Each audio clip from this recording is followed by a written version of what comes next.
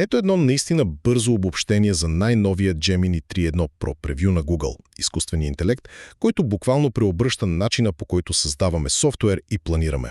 Знаете ли, ако някога сте се губили в онзи абсолютен хаос от сложни задачи или безкрайни масиви от данни, този нов модел взима цялата тази лудница и я превръща в супер гладки, напълно самостоятелни работни процеси.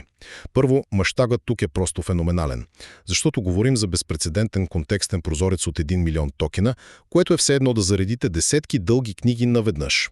И моделът е изцяло мултимодален, нали, така че може едновременно да чете текст, да гледа видео, да рови в документи и дори да слуша до 8 часа аудио. За програмистите това означава, че той може да погълне и анализира цели софтуерни архитектури на един дъх. Второ, моделът е невероятно самостоятелен, като въвежда едно изцяло ново ниво на разсъждение, наречено Medium, което дава идеалния баланс между бързина и разходи.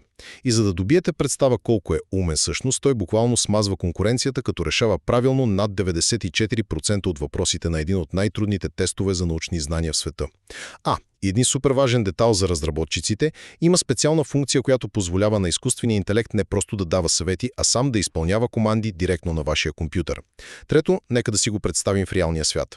Представете си как давате на този модел да прочете някакъв класически литературен роман, той не само го чете, ами улавя специфичният му атмосферен тон и чрез сложни логически връзки го трансформира директно в готов персонализиран дизайн за приложение. Това вече изобщо не е просто анализ на някакви сухи данни, а истинско креативно решаване на проблеми.